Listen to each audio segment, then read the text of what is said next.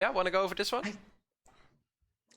So, just as a caveat, I'm absolutely rubbish in playing Dimir over the last however many seasons of Magic I remember. I mean, I never managed to crack this archetype. It's just, I'm an aggro player. I like my simple plan: turn the creature sideways and see what happens. These decks usually are not about turning creatures sideways. These decks are all about being grindy and making loop the loops. This is more of an Ethan deck, let's call it. Mm-hmm.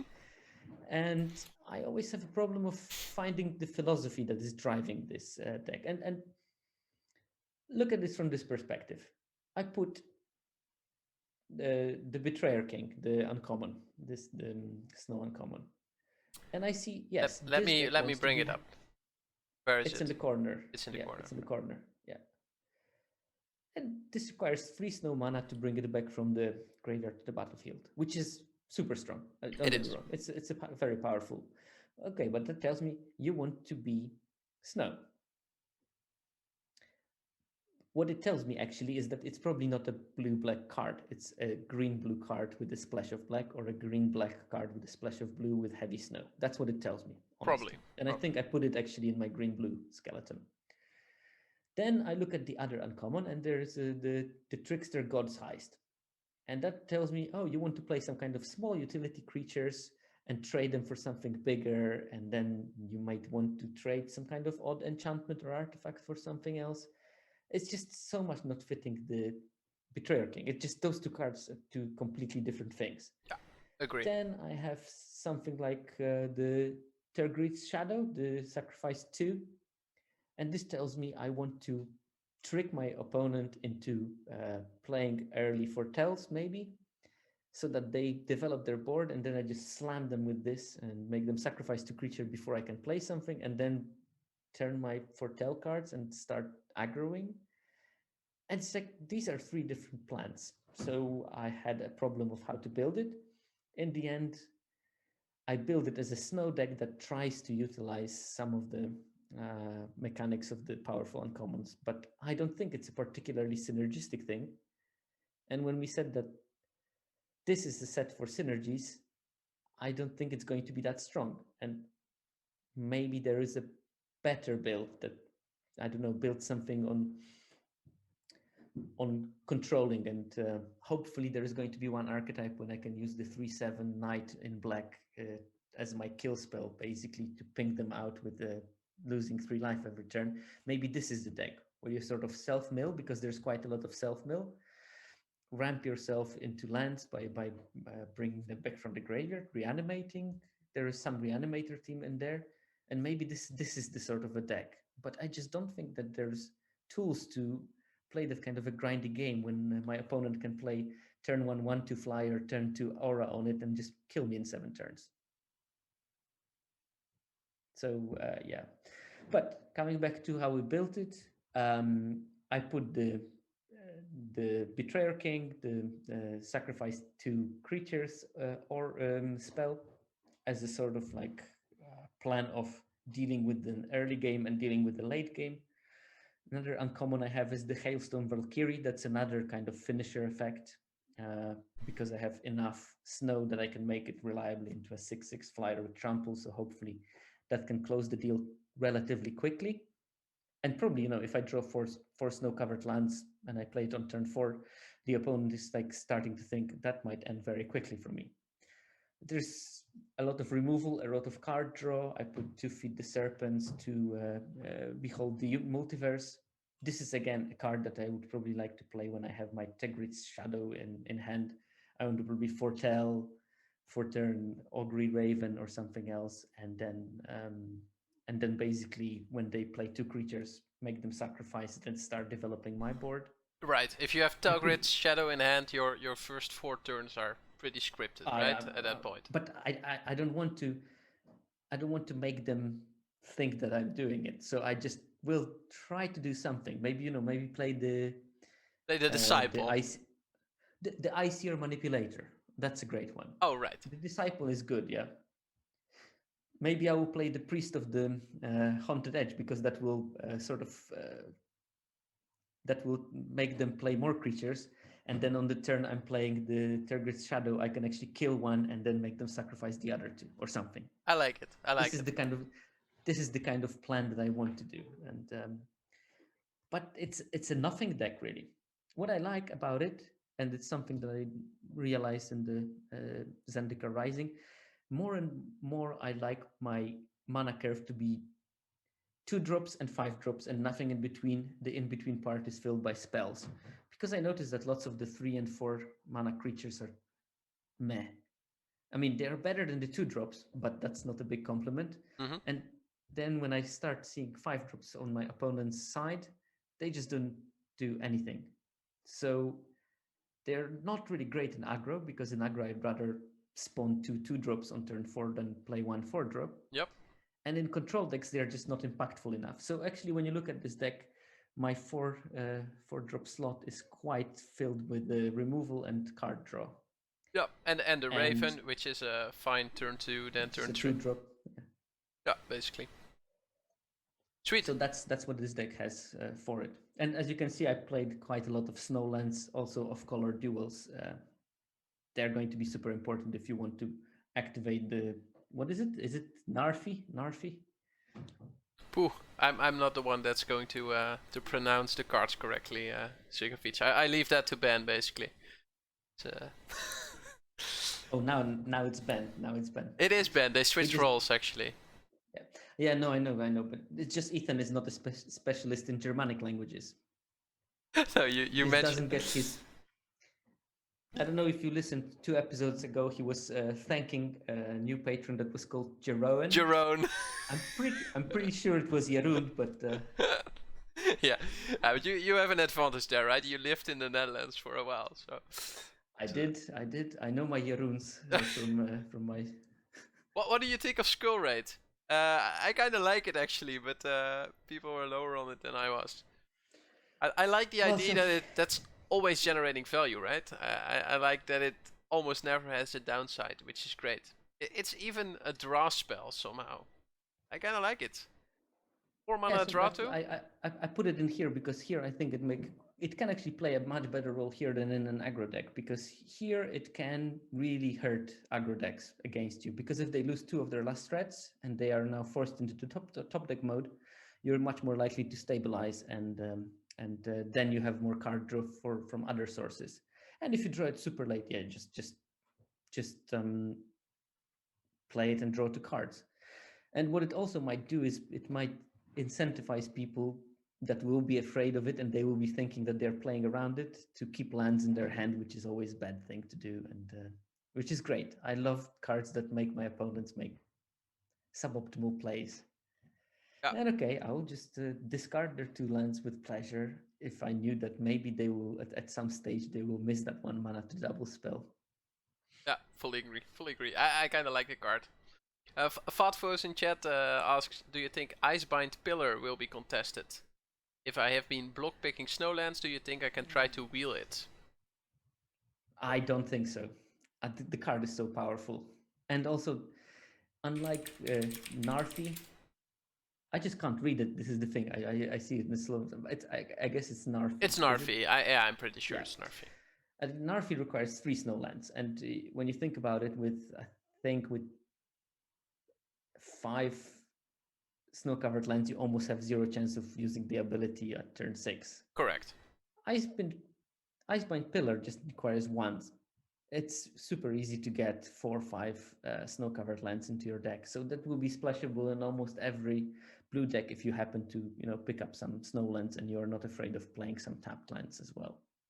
So I think that this will be probably not the one that you want to wheel. There will be plenty of snow payoffs that you might try to wheel, and actually that might be beneficial to try to wheel them, because if they come back, you know that you're open for snow payoffs, so you can prioritize the lands. If they don't come back, you know that there's a second snow player on the table, and probably snow is contested, and you have to keep that in mind, and maybe you want to go for some kind of hybrid deck that has some snow and some normal cards, and you don't have to prioritize snow payoffs so hard. Yeah, I agree with most of the things you said. I think Pillar is definitely not a card you're going to wheel. If there's anyone else drafting blue, basically, I think. Oh yeah, no, the card is lovely. Yeah, the card is great, for real. Okay. Anything else, mate, about this this blue-black build you want to share with us? I mean, I probably could improvise something, but on the other hand, I also don't feel very confident with it, Okay. and therefore I don't want to, spew my random ramblings when I don't feel super confident about the archetype. I think that now I look at it, I think that there's definitely space to explore the self-milling version of it, because I can see the Coma's Faithful, which mills cards to the graveyard. There are some other cards that can do that as well, if I remember correctly. And there is some graveyard manipulation reanimation. I think that the uncommon land is also a reanimation spell. So maybe you can sort of try to do it in a as a sort of draw, discard cards, and try to reanimate bigger threats and win this way. While the initial creatures are only designed to defend and block well. Yeah, fair. I think most of the spells that ask you to exile a creature from your graveyard are in white and green. Am I correct there? It is a bit weird. Yeah, I think that lots of them are. But you have the -3/-3 removal for 1 mana. Yeah, which is black one. But my problem is that it also, most of those things require exiling a creature spell. Correct. And if I play this deck, I would like to have like spells. Right. You're probably not going to enable those cards a lot of the time. Exactly. So it just doesn't. I think that I might be wrong, but I don't think it's going to be one of the stronger archetypes. To me, it looks like sort of like Black-Green does in Zendikar Rising, that sometimes comes together, but most of the time, even if it comes together, it doesn't do what they intended it to do, which in that case was counter synergies, and in this case, I don't even know what it is. And that's maybe the problem with it. It seems like 3 decks. Correct. So I think that these cards will be great as a splash in a dedicated snow deck with green as the main color. I agree. I don't really know what the identity of Dimir is yet. I simply don't know. Maybe you will discover it. I mean, normally you would go with the signpost uncommons, but signpost as uncommons, there are 3 of them, and all 3 of them do something completely different. Right, and as you said, I feel Narfi is not really a Dimir card, right? It's more of a splash card for Simic. So that leaves only 2 of the uncommons, and I find the Trickster God's Heist rather strange. Okay, you want to play Elf Rats? Yeah, that's a clear way of building a deck, right? No, I fully agree with you. Maybe we can look at the data shortly. Filter down to the correct archetype, and maybe we'll see something there. Add the color identity back to the filters. So we're looking at black, blue, and blue-black.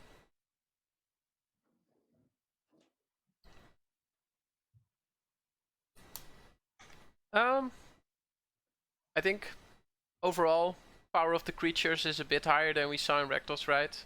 So is the toughness.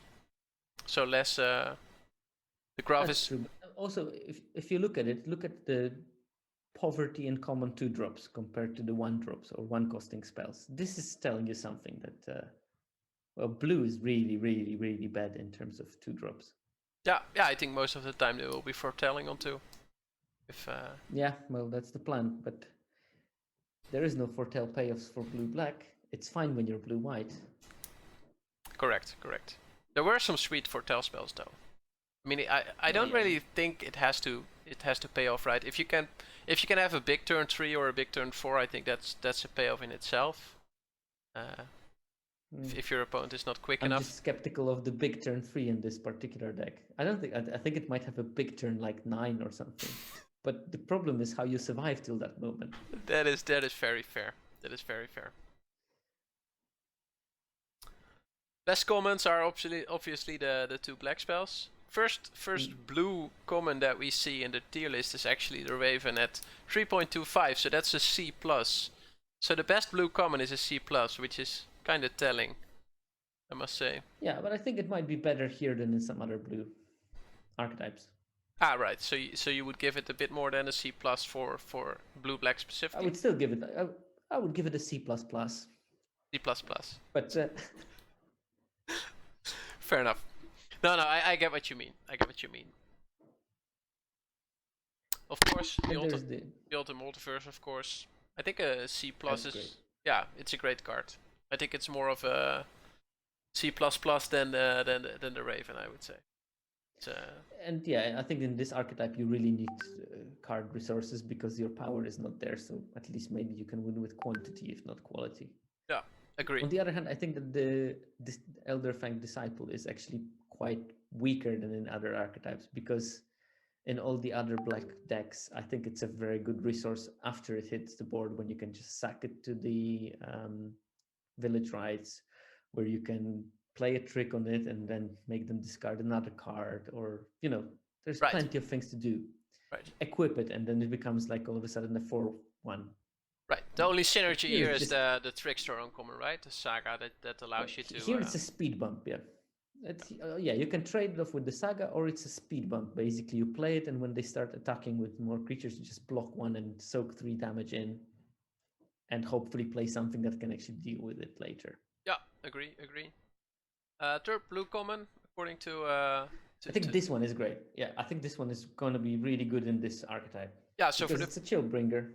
For the people at home, right? It's the Berg Strider. It's a 5 mana 4/4 with a Chillbringer Eska-like ability, I would say. Or as the Dutch would say, the Bergstrijder. I'm shocked it's not called Mountain Warrior, but actually Bergstrijder, right? That's rather Dutch of a name. Exactly. I mean, I do agree there. Yeah, but I think overall blue's comments are pretty weak, right? Yeah. No, Bergstrijder might be actually way better than we give it, because it's 4/4 is a real stat line in this format. Correct, and tapping something down for a turn is something out. Yeah, that's rather good. It's stabilized. This is exactly the card I'm thinking, like a good stabilizer, but it comes at turn 5. That's a bit late. Yeah. This one should have foretell, and then you can play it on turn 3, and everyone is happy. Correct. Well, not your opponent, but it would be busted if you could do that. It would be kind of busted. Yeah, indeed. Okay.